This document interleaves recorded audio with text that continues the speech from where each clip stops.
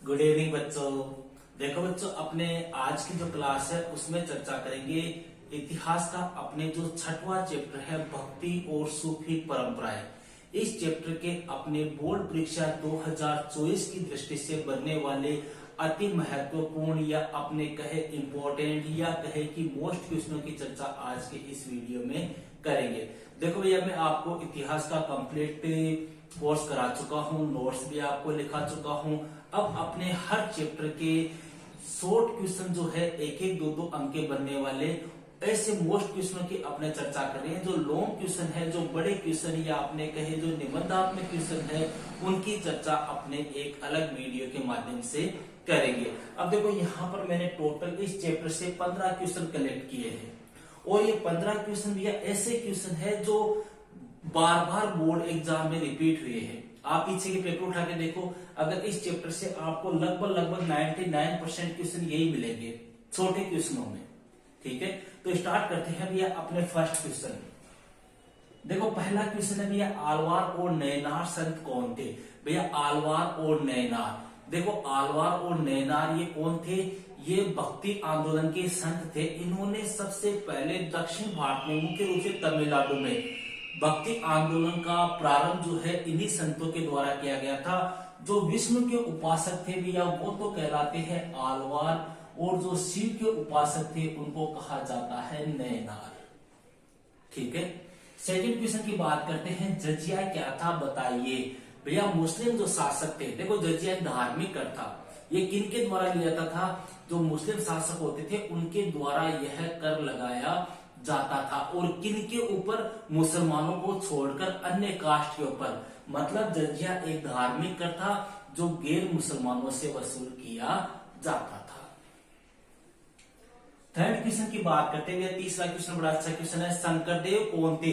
भैया 15वीं सदी में, ध्यान रखना 15वीं सदी में असम में ये वैष्णव धर्म के प्रमुख प्रचारक थे। बस इतना आपको ध्यान रखना है क्योंकि सीधा ये क्वेश्चन इसी प्रकार से पूछा जाता है।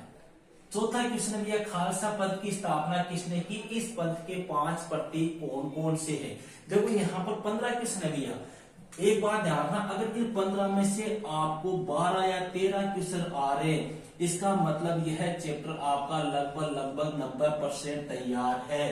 अगर नहीं आ रहे हैं तो इसका मतलब आपको इस चैप्टर को अभी और गहन अध्ययन करना जरूरी है।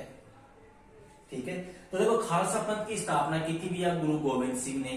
अब पूछा है इस पंथ के 5 प्रतीक कौन कौन से थे? केस, कड़ा, कंघा, कच्छा और करपाण।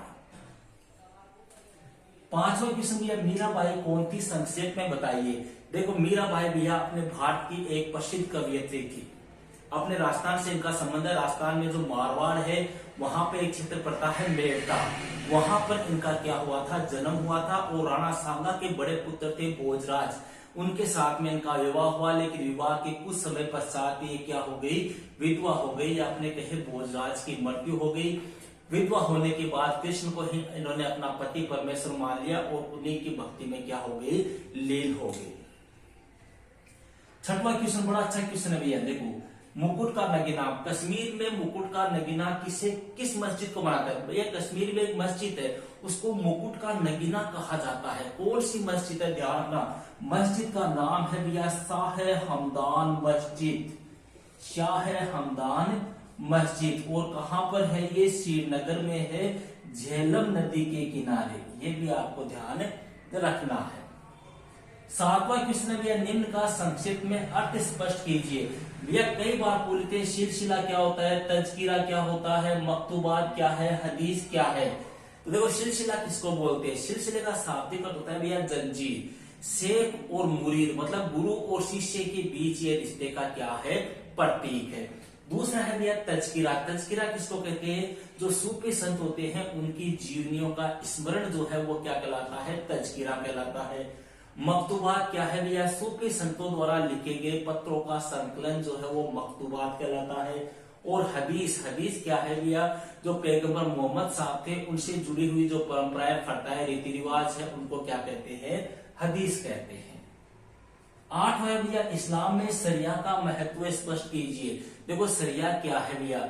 इस्लाम धर्म जो है भैया उस इस्लाम में अपने जो मुस्लिम समुदाय है उस मुस्लिम समुदाय को निर्देशित करने वाले जो कानून होते हैं उनको बोलते हैं शरिया। ये एक प्रकार से कुरान शरीफ एवं हदीस से क्या होते हैं, आधारित होते हैं। नौवा है भैया सूफी संतों की प्रसिद्धि के कोई दो कारण बताइए। मतलब सूफी संत प्रसिद्ध क्यों हुए थे भैया? देखो कारण क्या था, क्योंकि सूफी संत क्या करते थे, दान प्राप्त करते थे और इनको जो दान मिलता था उसको वो खाने में, कपड़े पहनने में, रहने में, महफिलों पर क्या कर देते थे, खर्च कर देते थे। ठीक है, इसके अलावा सूफी संतों के चमत्कारों से प्रसिद्ध हुए, इनकी विद्वता से प्रसिद्ध हुए, इनकी धर्म के प्रति जो निष्ठा थी उनकी वजह से क्या हुए, फेमस हुए।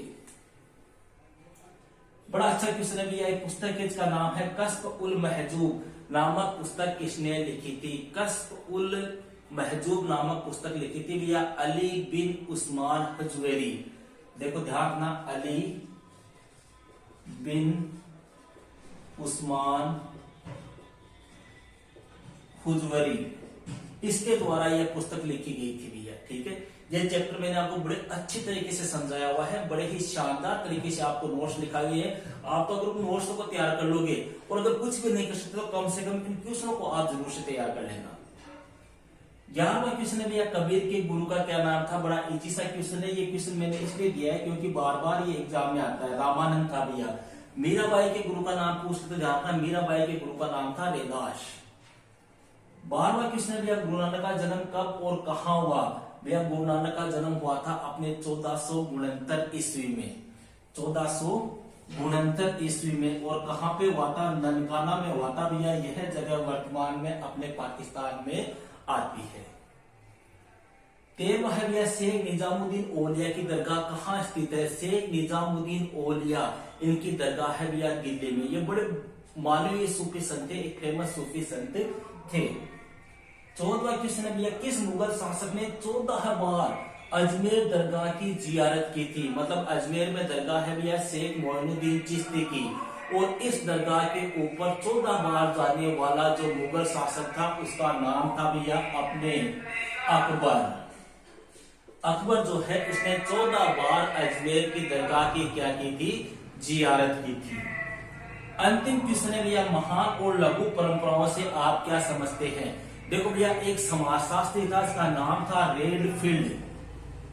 इस रेडफील्ड ने कहा कि जो किसान थे भैया, जो किसान थे वो किसान क्या करते थे, उन कर्मकांडों को, उन पद्धतियों का अनुसरण करते थे जो बड़े लोग अपनाते, जैसे पुरोहित वगैरह, राजा वगैरह अपनाते थे। तो उन परंपराओं को तो इन्होंने कहा महान। मतलब किसानों के द्वारा जो पद्धतियां राजा महाराजा अपनाते थे, जो पुरोहित वगैरह अपनाते थे, जो पैसे वाले लोग अपनाते थे, उनको अगर किसान अपनाते उसको तो कहा महान। इनके अलावा किसानों के द्वारा जो अन्य पद्धतियां अपनाई जाती थी, अन्य एक प्रकार से प्रथाओं का अनुसरण किया जाता था, उनको कहा गया है लघु।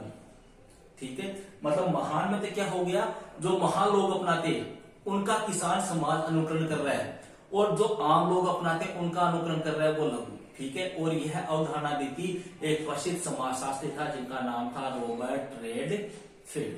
तो ये थे भैया अपने इतिहास के 6वें चैप्टर के बोर्ड परीक्षा की दृष्टि से बनने वाले छोटे अति महत्वपूर्ण क्वेश्चन। ओके भैया, तो मिलते हैं नेक्स्ट वीडियो में नेक्स्ट टॉपिक के साथ।